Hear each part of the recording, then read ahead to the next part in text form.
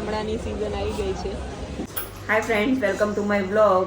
તો શિયાળો આવી ગયો છે અને આમળાની સિઝન બી ફૂલ આવી ગઈ છે. મસ્ત મસ્ત આમળા માર્કેટમાં મળે છે. તો મેં માર્કેટમાં દેખાડ્યા હતા એ વાળા આમળા અમે ઘરે લઈ આવ્યા છે. તો આજે આપણે આમળાને અલગ રીતે આથીશું, જે પાણી વગર, કેમ કે પાણીમાં આપણે જે આથીએ છીએ તો વારંવાર આપણે પાણી ચેન્જ કરતું રહેવું પડે છે અને એ વધારે ચાલતા બી નહીં. 15 દિવસમાં તો પેલા પોચા પોચા થઈ જાય છે.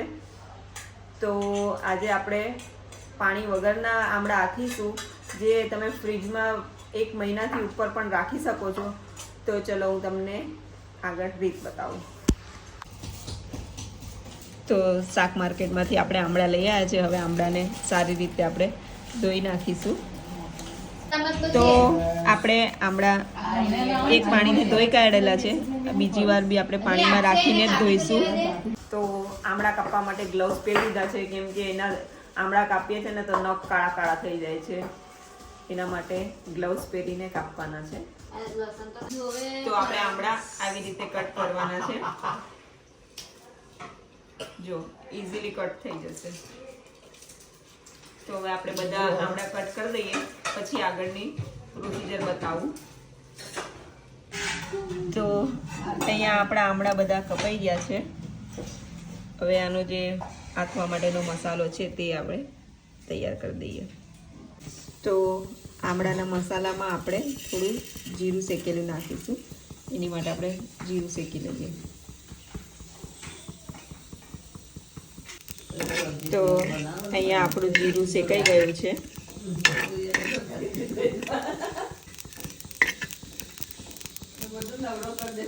બસ હવે આપણે આમાં જીરું વાટી કાઢીશું. આ શેકાઈ ગયું છે. તો આ આપણું આ જીરું શેકાઈ ગયું છે. હવે આપણે આમાં ખાંડણીમાં વાટી કાઢીશું. તો આપણે હવે જીરું આમાં વાટી કાઢીશું. તો આમળા આઠવા માટે આપણે લીધું છે પહેલાં સંચર પાવડર, આ જલજીરા છે, આ આપણે જે જીરું શેક્યું હતું એ વાટી કાઢ્યું છે, અને આ આપણું આ સાદું નમક. આ બધું આપણે આમળામાં મિક્સ કરીશું. પાણી નથી નાખવાનું.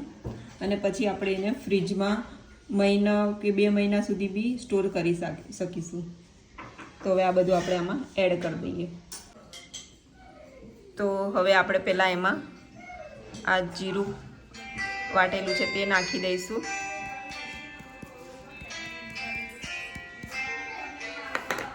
પછી આપણે એમાં ઉમેરીશું. તો જીરું પાવડર નાખ્યા પછી આપણે સંચર નાખી દઈશું.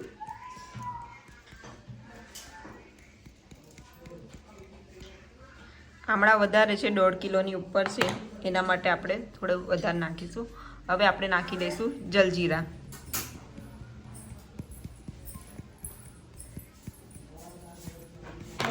અને છેલ્લે આપણે સાદું મીઠું નાખી દઈશું. બસ હવે આપણે ખાલી આને મિક્સ કરીને ફ્રીજમાં જ મૂકી દેવાનું છે. તો હવે આપણે આને સરખી રીતે મિક્સ કરી દઈશું. તો આ રીતે આપણે એને મિક્સ કરી દઈશું.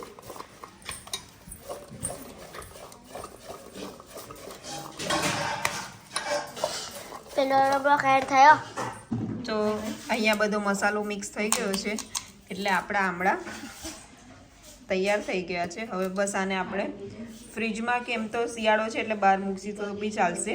તો ફ્રીજમાં મૂકશે તો આનો સ્વાદ એવો ને એવો રહે છે, બદલાતો નથી. અને 1 મહિના 2 મહિના સુધી આપણે એને સ્ટોર કરી શકીએ છીએ. તો હવે આપણે આમળાને આવી રીતે એરટાઇટ કન્ટેનરમાં ભરી દઈશું. એટલે એરટાઇટ નહીં પણ ચાલે. તો શિયાળામાં બધા જ આમળા પોતાના ઘરે આથતા જ હોય છે, પણ પાણીવાળા. તો એમાં પાણી બદલવાની ઝંઝટથી દૂર રહેવું હોય તો મેં જે રીતે રેસીપી બતાવી એ રીતે તમે આમળા આથજો.